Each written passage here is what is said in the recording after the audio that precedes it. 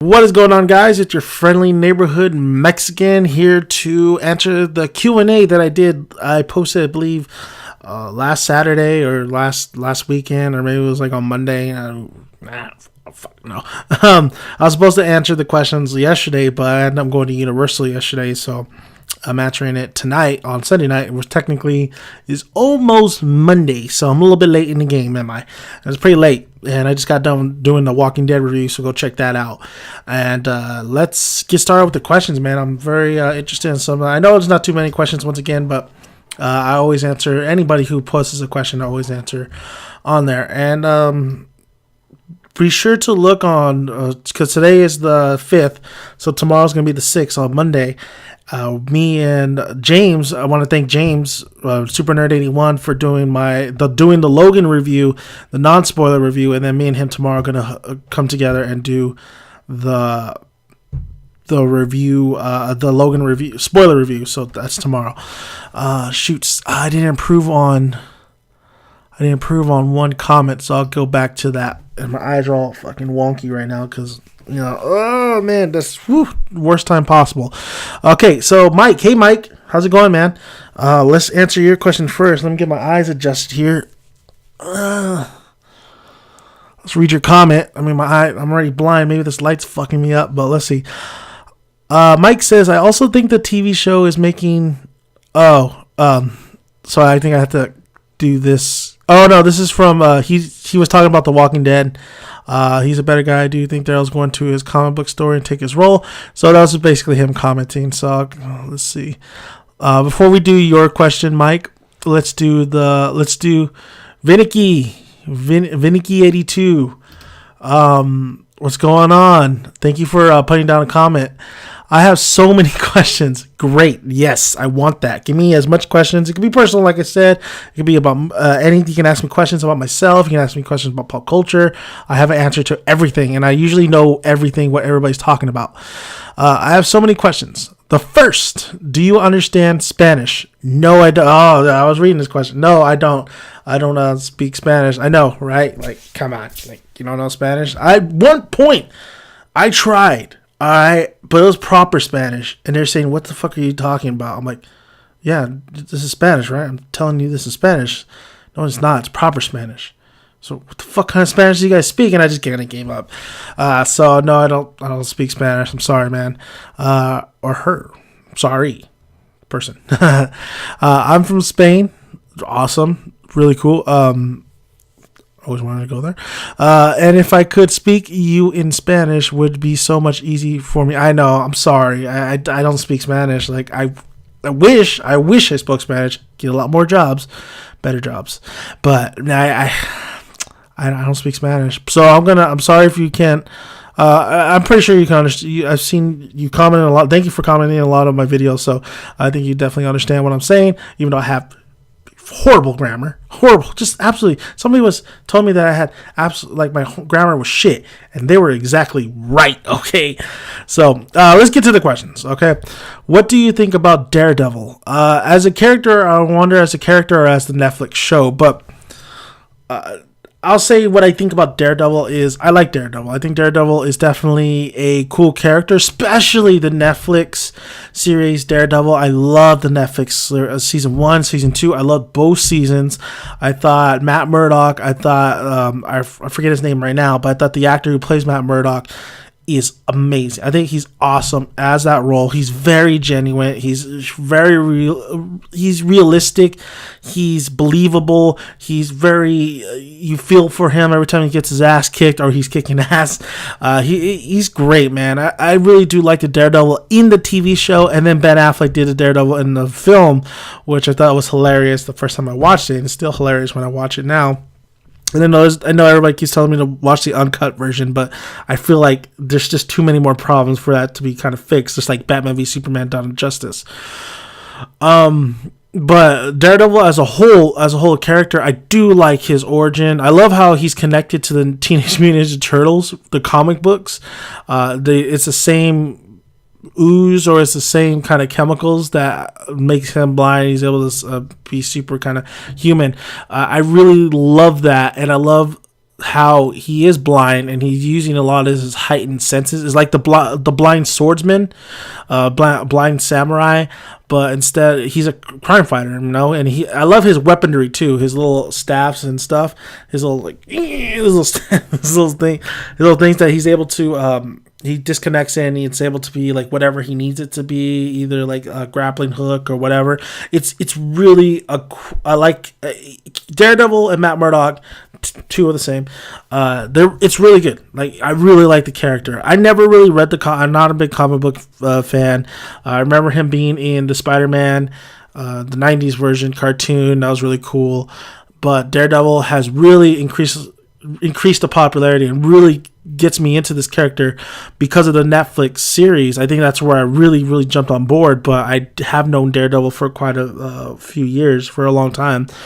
And I really do like the whole concept of Daredevil. I think Daredevil, villains wise, Bullseye, take it or leave it. I do like his rivalry with Fisk. I really like that. Even though I always felt like Spider-Man and Fisk, that worked better than maybe Daredevil and Fisk. But Fisk is the man who kind of I think he's the man that killed his dad. I liked how his dad was a boxer. That's a really great. I mean, you don't see that. Daredevil was a character. His origin and stuff is just so much more unique than a lot of different kind of.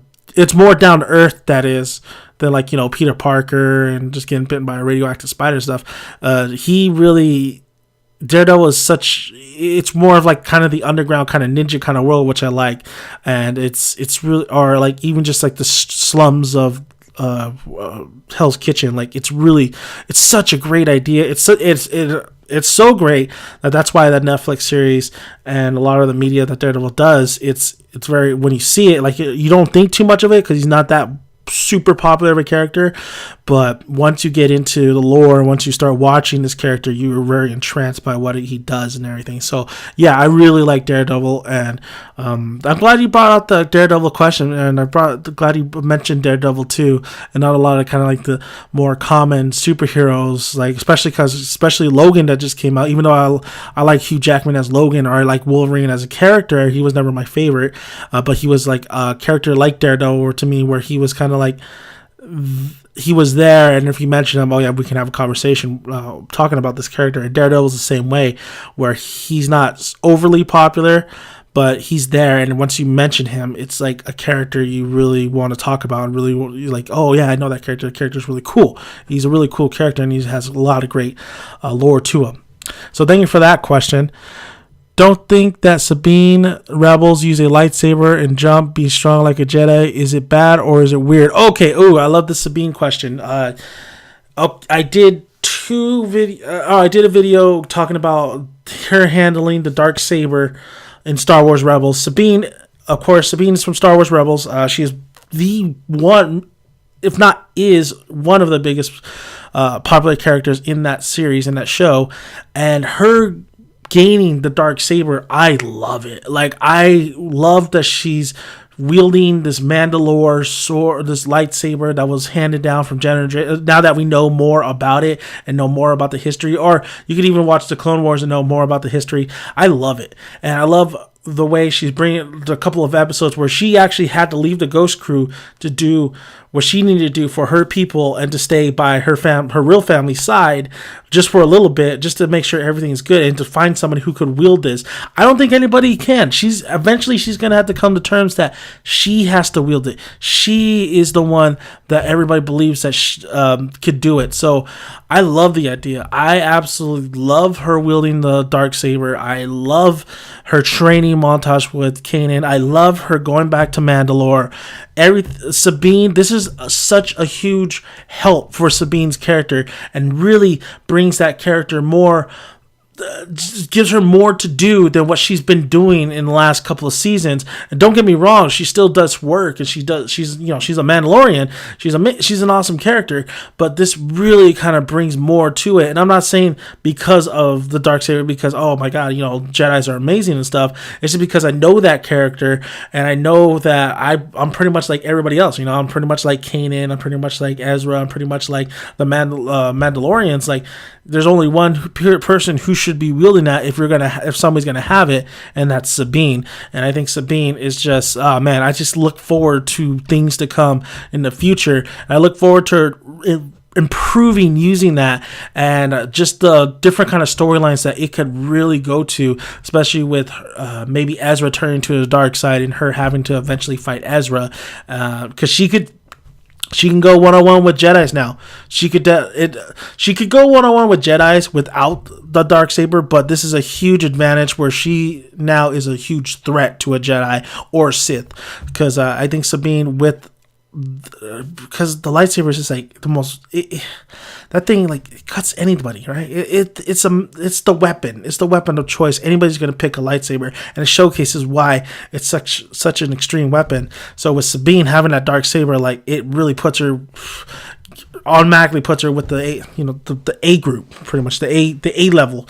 people. So great question. Thank you. Love that question. Like, Sabine is Star Wars Rebels is one of my favorites. The one episode with Thrawn, finally, I haven't seen the newest one, but the last episode I saw was Thrawn, and they finally showcased what Thrawn could really do and what he's all about. What do you think of the Wonder Woman be super absolutely thin, whatever? Greeting from Spain. Thank you, Vinicky. I mean, thank you for supporting the channel. Thank you for subscribing. Thank you for commenting on my videos. I mean, I appreciate all my subscribers and loyal. The one thing about this channel, a lot of loyal subscribers and a lot of people who come and commented a lot regularly, and I love to always respond to you guys, and I always try to respond to every single comment, good or bad. That's my motto. That's me. Whatever it is, I'm going to respond or like your video just to acknowledge that, yeah, I see you. I'm reading your guys' comments. I'm not like a big channel where I'm going to ignore you guys. That's not my way. And I'm not gaining any profit from any of this because you guys, and I'm doing giveaways and stuff because you guys are my people. I'm going to start, I had to give away the 2 pops, like I said, but I've been on a financial kind of rut, but now I'm starting to get my feet back going. And once I get that together, so there's going to be a lot more giveaways out, and I'll be able to send them more frequently now, but at a point I wasn't doing so well. But anyway, going back to that Wonder Woman question, the Wonder Woman when I heard first Gal Gadot was doing Wonder Woman, she's super thin. Like, that's not my Wonder Woman. My Wonder Woman was always a little bit, I don't want to say thicker, but she was more Amazonian. She was bigger, she was muscular, she could compete with the big boys. I don't want her, you don't want to make her too muscular, like bodybuilder muscular, because it's just not, let's just be real, it's not attractive. Wonder Woman's an attractive woman. I mean, I love Wonder Woman. I have Wonder Woman, the bombshell statue over there. I think she's a great character. I think it's weird and can't believe people, or even men directors, can't figure a way to do a Wonder Woman movie. How can you not figure a way? It's simple. It's a movie. It just happens to be a female. You don't have to change a lot of things. And hopefully Ghost in the Shell kind of showcases that with Scarlett Johansson. But Wonder Woman, thinner, I think Gal Gadot looks good in the costume. I think she's gonna do a good job at Wonder Woman. I think she's gonna do an amazing job because she's still. I don't know. I mean, because we saw her a little bit in Batman v Superman, and it was cool and everything. I mean, remember Fiora from Man of Steel? I thought she was amazing. She wasn't overly huge, so they could really showcase Gal Gadot doing work, even though she's so thin and not as muscular. And you're like, oh, I don't believe that, but they could really, it worked for Batman v Superman.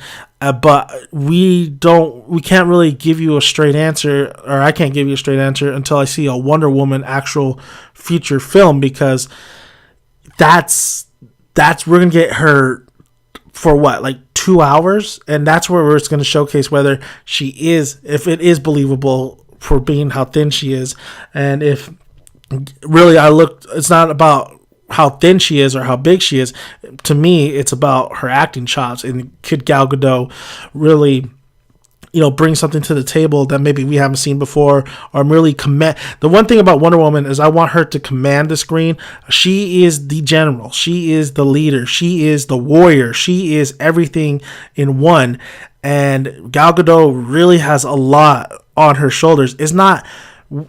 I think not the easiest, but I think the hardest part with everything is just the casting itself. It's just the presentation that this character this actress has to really convey Wonder Woman and make it super believable. So I don't really care for her weight and how skinny she is, because I think it could work, because it worked with Ferrora from Man of Steel, and she stole the show, in my opinion, in that. She stole the show from Zod. But it's her acting ability. Is her acting going to be on par? Is her acting going to be amazing in this film? And Gal Gadot has been in limited roles, and she did a couple full-length films, but this is you don't mess with Wonder Woman unless you're ready to put your A game out there, and we'll see how Gal Gadot's A game is. So that's what I look forward to seeing, is her acting chops. And so far it looks good. Like, I'm looking forward to Wonder Woman, and I hope the best, because I think DC needs to start competing with Marvel, and I'm tired of seeing shitty movies from their side. I don't want to see shitty movies. They're just like, they're missing certain, Batman v Superman was shitty, but they're barely missing it. Like, they just need to come together. The Beatles song. You're like, come on. Thank you for those questions. So let's move on, Mike. Let's see your question right here. Do you think AMC is going to make us wait until 2019 for the Whispers War? And I'm glad that we're talking about Walking Dead right now, because I just watched a new episode. So 2019. But here's the thing, Mike. Like, are we even going to get the Whispers? We are seeing the Walking Dead season starting to decline. They're starting to rise a little bit more back up, the ratings wise. But after this episode, it really kind of, like I said in my review, it really foreshadows about maybe Rick's demise. So we might not even get the Whispers. We might not even make it to there. But if we do, I would say, let's see, we're in 2017. We have one more season. We're not going to get the full battle yet with Negan and Rick and his crew. We're probably, I don't know, there's still a lot of things to do, prepare for the fight next season. I'll go with you on that, and I will say yes. If we do a Whispers, 2019. If we do a Whispers, but it's kind of hard because Carl is now older. So would you do a time skip? Because that's all about kind of like a couple years has passed. Was it a couple years or a year or something like that? And Carl's older. Rick's a little changed appearance. He's a little bit older too. I don't know. I would say 2019. I would say 2019. I would say 2019. I would say 2019. They don't do a time skip, but I really feel like they might not do the Whispers. I really feel like that they might start thinking about the end game here, because I think Negan is good enough, and I think a lot of people are kind of losing interest in The Walking Dead after the Glenn's death. It's a lot of people have just been dropped off, and now that we're probably going to get way more deaths in the future, I really feel like that the Whisper, I think it's going to end in 2019. Other than the Whispers coming back, but we'll see how it goes. But I will be with you right there, 2019 Whispers, but definitely we're not done with Negan until maybe the end of next season. And I wouldn't be surprised if they stress this shit out until like 2021. I would not be surprised about that. So that's my thoughts on it. Will the show do the time skip like in the comics? What would you like to see happen to Negan in the show and comics? We just addressed some of the time skip thing. It's kind of hard because Carl's already at the age, or he's already kind of an adult. I think you don't do the time skip for the TV show because it's just going to really bring everything chaotic and stuff, and you just kind of showcase them, everybody getting along, so to speak. Negan should probably, if they don't do the Whispers arc, he should die. if they do the Whisperers arc, he shouldn't die. Right now, the comics, he's not dead, of course. Everybody knows that after reading the comics. But I think you kill off Negan if you're not going to do the Whisperers arc, and if you're going to end The Walking Dead pretty soon. I don't know. It's kind of like maybe not, because, that's AMC's biggest show and stuff. But you don't kill off Negan. I think Jeffrey Dean Morgan's great, but I don't know. Jeffrey Dean Morgan's more of a savage in there, more of a brutal son of a bitch than the comics. So either way, maybe you do just end up killing Negan in a TV show, because he's just so much more brutal and so much more. You just can't leave a guy alive like that. And it wouldn't, right now, the way how everything's going, it doesn't make sense to keep him alive and keep him prisoner at all. So I say kill him off. I say kill him off on a TV series and just move forward. But, Negan's playing a big part in the comics right now, especially with the Whispers. But, no, I say kill him off, because you can make it work, honestly. You can make it work if you go on a Whisperers arc. So, kill him off. I say kill him off. Jeffrey D. Morgan's doing a good job, though. Thank you, Mike. Isa. Hey, Dan. Who's your favorite Walking Dead character and why? Also, what is their badass level to 1 to 10? Okay, Isa. So, spoilers, everybody. Spoilers for the Walking Dead comic. My favorite character, I do have I think I'll put that on for the advertisement video for the Walking Dead top 10. But my favorite character is Andrea. Andrea from the comics. I love this character. Favorite Walking Dead? Yeah, Andrea from in the comics. My favorite character is Andrea. And recently Andrea has been bit. I don't want to say she's been bit. I want to think that it's a gunshot wound. But I'm so sad. Like, I love Andrea, and just the way, and just her, fucking Eugene, fucking it all up. I'm so pissed off of that issue. Like, I'm just not pissed off. I mean, it was a good issue. I'm just so saddened by it, honestly. I'm pissed off at Eugene. Like, Andrea's such a badass. 1 to 10. She's a 10. Do you see her desperado look right now? Andrea's a 10. She is Rick Grimes. She's Rick Grimes. She's a Rick Grimes. Honestly, she's smarter than Rick Grimes. She's more, her character arc from beginning to now is phenomenal. Phenomenal. She didn't know how to shoot a gun. She got taught to shoot a gun. She's one of the best marksmen. She's pretty much not only Rick's lover, wife, she's kind of the advisor. She is the right-hand man, so to speak.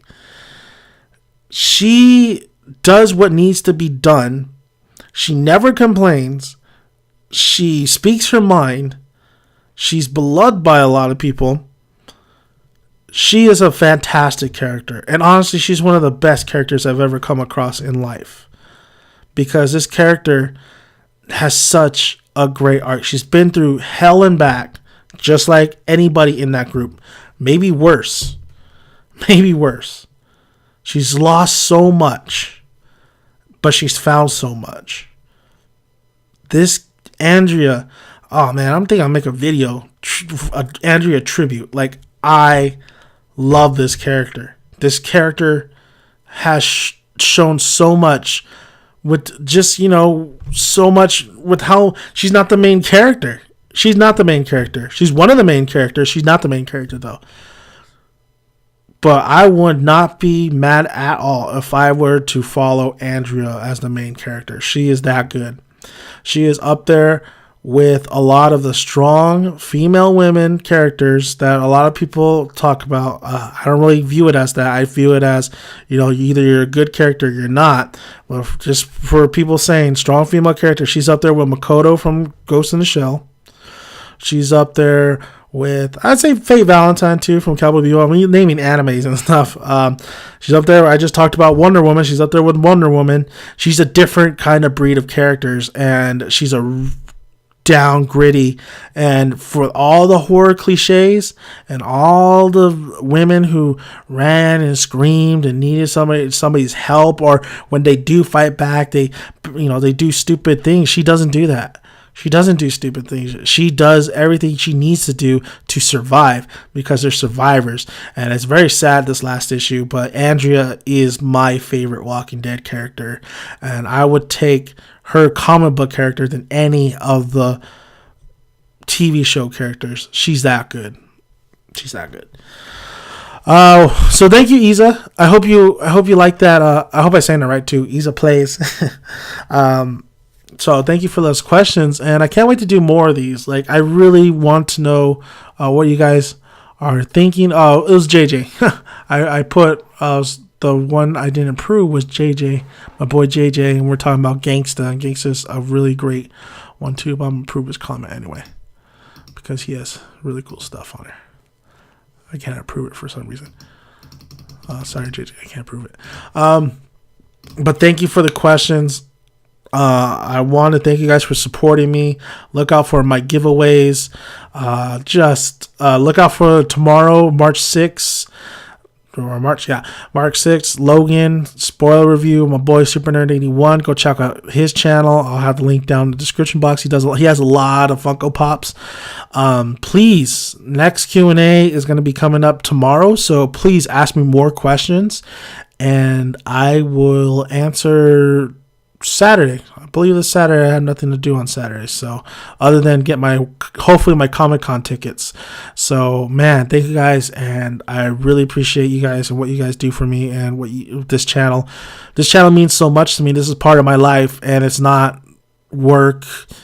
It's not, it's not something I want. I'm not doing this for fame or whatever. I'm doing it because I want to put my opinion out there, and I want to hear everybody else's opinion. And that's what life to me is all about, is speaking your mind, yet being able to listen to everybody, different minds go at you. So thank you guys, and good night. I'm going to bed. I'm ready to pass out. All right. See you guys.